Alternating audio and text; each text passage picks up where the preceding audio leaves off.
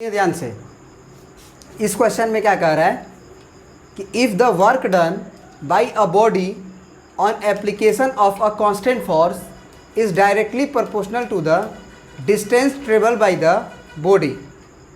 पहले इसका मतलब समझो, है ना। क्या कह रहा है कि the work done by a body, हम लोग काम करते हैं, जब हम लोग कोई काम करते हैं तो फोर्स लगाते हैं। कोई ऑब्जेक्ट उठाना हो, चाहे कोई ऑब्जेक्ट को पुश करना हो, धक्का देना हो, तो हम फोर्स लगाते हैं। तो कह रहा है कि जो वर्क डन है, यानी जो मेरा काम है बॉडी का, an application of constant force, है ना। If the work done by the body an application of a constant force is directly proportional to the distance travel by the body. Directly proportional का मतलब तो पहले बाद में बताएंगे, पहले ये समझो कि distance travel by the body का मतलब क्या हुआ। जैसे मान लो कोई ऑब्जेक्ट है, कोई सरफेस पे रखा हुआ है, इसको जब हम पुश किए तो ये इधर घसका, यहाँ से घसक रहा है इधर, बोलो। तो जो हमारा वर्क डन है of a body an application of constant force is directly proportional to the distance travel, directly proportional to the distance travel. तकारा express this in the form of an equation. इस बात को आप एक equation का रूप दीजिए। जो बोला गया कि जो वर्क डन है एक बॉडी का, वो क्या है, application of a constant force is a directly proportional to the distance, ठीक है ना। फिर बोला आगे, in two variables and draw the graph of the some same by taking the constant force 5 units. Also read from the graph work done when the distance traveled, है ना, when the distance traveled by the body is 2 units and 0 units। पहले इस question को समझना पड़ेगा। Question को अगर समझ जाओगे तो बन जाएगा। जो वर्क डन है वो क्या है हमारा, किसके डायरेक्टली प्रोपोर्शनल है, डिस्टेंस के। किसके डायरेक्टली प्रोपोर्शनल है, डिस्टेंस के। समझ गए बात को। तो डायरेक्टली प्रोपोर्शनल को ऐसे लिखते हैं, वर्क डन जो है वो डिस्टेंस के डायरेक्टली प्रोपोर्शनल है। बोला गया क्वेश्चन कि if the work done is body is application of a constant force is a directly proportional to the distance travel by the body. तो ये जो डायरेक्टली प्रोपोर्शनल है ना, जब देखो एक होता है डायरेक्टली प्रोपोर्शनल और एक होता है इनवर्सली प्रोपोर्शनल। तो डायरेक्टली प्रोपोर्शनल में क्या होगा कि ये डिस्टेंस डायरेक्ट हो गया। अगर वही कहता कि वर्क जो है इनवर्सली प्रोपोर्शनल है डिस्टेंस के, तो इसको हम लोग 1 बाई डिस्टेंस करके लिखते हैं। ये तुम लोग को फिजिक्स में पढ़ाया जाता है। इनवर्सली प्रोपोर्शनल का मतलब 1 बाई करके लिखेंगे और डायरेक्टली प्रोपोर्शनल का मतलब ऐसे करके डायरेक्ट डिस्टेंस लिख देंगे। और जब ये प्रोपोर्शनल कांस्टेंट हटता है तो एक कांस्टेंट नंबर आता है, वही तुम्हारा फोर्स है।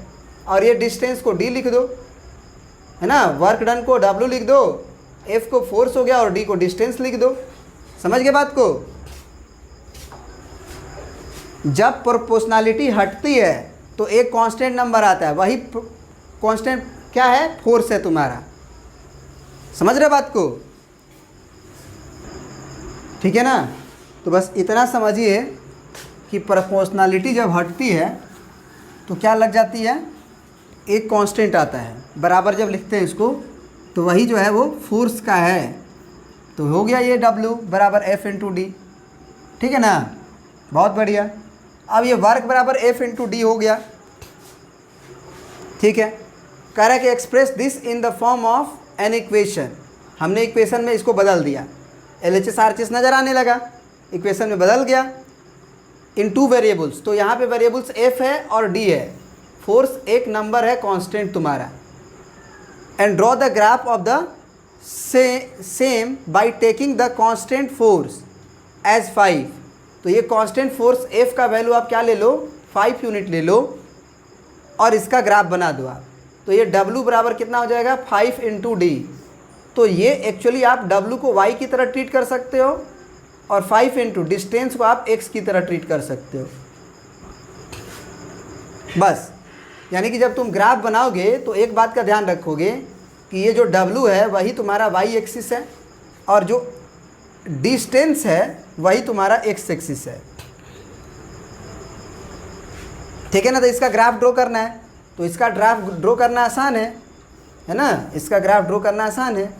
हम बस इसमें अपने दिमाग में रखेंगे कि W बराबर 5D है, लेकिन हम यहाँ पे किसको W माने हैं, Y को, तो यहाँ पे Y भरेंगे, और किसको X माने हैं, डिस्टेंस को, तो ये D भरेंगे, है ना।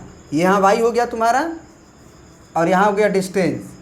तो अब जो है डिस्टेंस अगर 0 लोगे मान के चलो, तो वर्क डन क्या होगा हमारा 0, क्योंकि Y 0 हो जाएगा, W 0 हो जाएगा डिस्टेंस को अगर 0 रखोगे तो। और अगर तुम डिस्टेंस को 1 यूनिट रखते हो तो वर्क डन क्या हो जाएगा, 5 इंटू डी का वैल्यू आप 1 रखोगे, तो 5 इंटू 1 यानी वर्क डन तुम्हारा 5 हो जाएगा। तो इस तरह से हम कह सकते हैं कि ये ग्राफ के लिए हमको x 0 और y भी 0, फिर x 1 तो y 5, तो x 1 y 5 है, तो 1 2 3 4 5 यानी ग्राफ यहाँ से पास करेगा।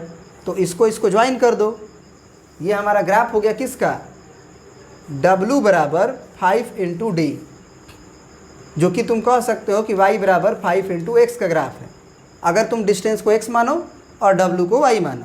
बहुत बढ़िया। ये ग्राफ ड्रॉ करने के लिए बोला, लेकिन इसके आगे भी कुछ बोला है, कह रहा है कि also read from the graph, graph से एक बात रीड करिए, पढ़िए कि work done when the distance travelled by the body is 2 units, मतलब बॉडी अगर 2 यूनिट्स डिस्टेंस ट्रेवल करता है, कितना यूनिट, 2 यूनिट, 1 यूनिट 2 यूनिट, तो बताइए कि 2 यूनिट पे उसका वर्क डन कितना हुआ। तो x का मतलब ये बोल रहा है कि d का वैल्यू आप 2 रख दो, तो d का वैल्यू 2 रखोगे, एक्चुअली ग्राफ रहता तो तुम उसको रीड कर लेते, पढ़ लेते, लेकिन तुम ग्राफ पे, हम तो ग्राफ पे बना नहीं रहे हैं, तो हम क्या करेंगे कि W बराबर 5 इंटू डी है, तो हम डिस्टेंस का वैल्यू 2 रख देंगे, तो 5 इंटू 2 हो जाएगा, अपने आप वर्क निकल के आ जाएगा 10। तो डिस्टेंस 2 पे जो ये ग्राफ है वो 10 यूनिट पे जाएगा, 1 2 3 4 ऐसे करके 10 यूनिट पे। तो इस बात का ध्यान रखोगे, यहाँ रफ डायग्राम है तो उसमें कोई दिक्कत नहीं है, लेकिन वर्क डन क्या हो गया 10। फिर बोला कि अगर आप 0 यूनिट डिस्टेंस चलोगे, मतलब डिस्टेंस का ये ग्राफ है, माने डिस्टेंस में तुम चले ही नहीं, लेफ़्ट राइट डिस्टेंस है और ऊपर नीचे वर्क है, तो डिस्टेंस में तुम चले ही नहीं, तो जब तुम डिस्टेंस में चले ही नहीं तो वर्क डन होगा ही नहीं, तो 0 भी है, मतलब वर्क डन ये y है, ये W का है, ये कह सकते हैं ये W का है, तो वर्क डन 0 है। तो अगला जो क्वेश्चन, ये ग्राफ तो बन गया, अगला लिख देंगे कि वर्क डन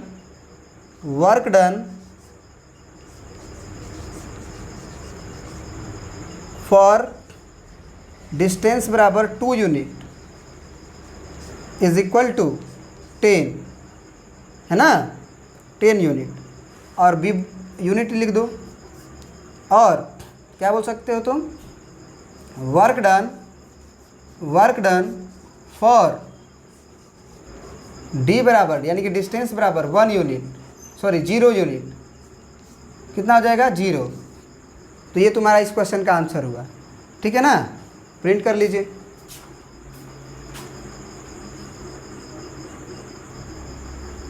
चलिए अब हम लोग क्वेश्चन नंबर 7 को देखते हैं। क्या कह रहा है कि Yamini and Fatima 2 students of class 9 of a school, मतलब 2 बच्चियां हैं क्लास 9th की, है ना, स्कूल के क्लास 9 की 2 बच्चियां हैं, यामिनी और Fatima, together contribute ₹100 towards the prime ministers relief fund. जो प्राइम मिनिस्टर का रिलीफ फंड है उसमें वो कंट्रीब्यूट करने के लिए सोची एक साथ 100 रुपया, है ना, दोनों मिल के 100 रुपया सोची कि हम लोग दोनों आदमी मिल के 100 रुपया हम अपने प्राइम मिनिस्टर रिलीफ फंड में डाल देंगे। किसके लिए, to help the earthquake victims, है ना, भूकंप से, अर्थक्वेक से जो विक्टिम्स हैं, मैंने जिनको दिक्कत हुआ है उनको हेल्प के लिए, है ना, प्राइम मिनिस्टर रिलीफ फंड में हम लोग दोनों आदमी मिलके 100 रुपया देंगे। Right a linear equation which satisfied this data, इस डाटा को बताने के लिए आप एक लीनियर इक्वेशन बनाएं और draw the graph of the same, इस लीनियर इक्वेशन का ग्राफ बनाएं। अब ये इन्होंने नहीं बताया कि यामिनी कितना दी, फातिमा कितना दी रिलीफ फंड के लिए, लेकिन ये पता है हमको कि दोनों मिलके 100 रुपया दी है। तो निश्चित रूप से हमको ये सोच सकते हैं कि यामिनी 100 रुपया का 100 रुपया दे दे और फातिमा 1 रुपया भी ना दे, उसके पास ना हो, लेकिन सोची दोनों। या ये भी हो सकता है कि यामिनी 10 रुपया दे दे और फातिमा 90 रुपया दे दे, 100 भी 100 रुपया हो जाएगा। ये भी हो सकता है कि यामिनी 40 रुपया दे दे और फातिमा 60 रुपया दे दे, या ये भी हो सकता है कि दोनों 50-50 दे दे। तो इस तरह से कुछ भी हो सकता है, लेकिन ध्यान रहे कि दोनों जोड़ के 100 रुपया ही देगी, उससे ज़्यादा नहीं देगी ना उससे कम देगी। तो यहाँ पे हमको क्या करना है कि इसका लीनियर इक्वेशन बनाना है। तो मान लेते हैं कि लेट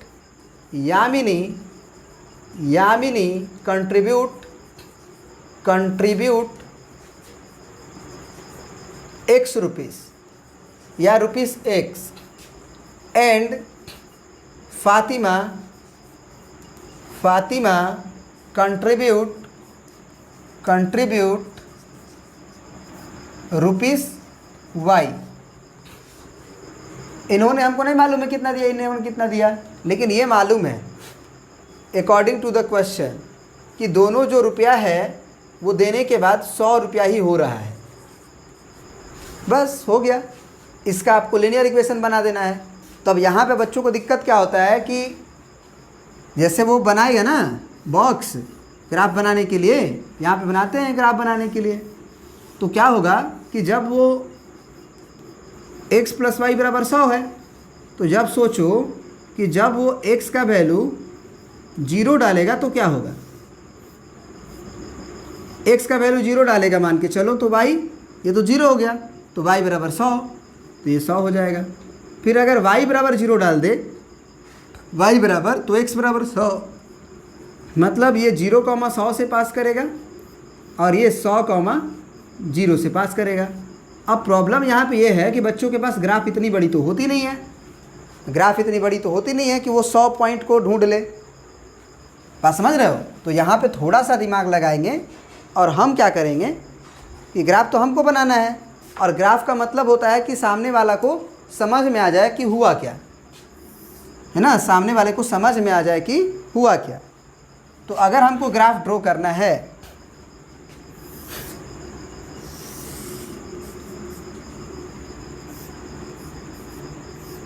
ना, तो यहाँ पे क्या है, x में 0 y में 100। अब तुम सोचो कि 1 2 3 करके 100 पहुँचने में नानी याद आ जाएगी, तो तुम 20 को क्या मान लो, ऐसे 20 को 1 मान लो, अगला 20 को 40 मान लो, अगला 20 को 60 मान लो, फिर अगला 20 को 80 मान लो, अगला 20 को 100 मान लो, 20-20 का ले लो गैप।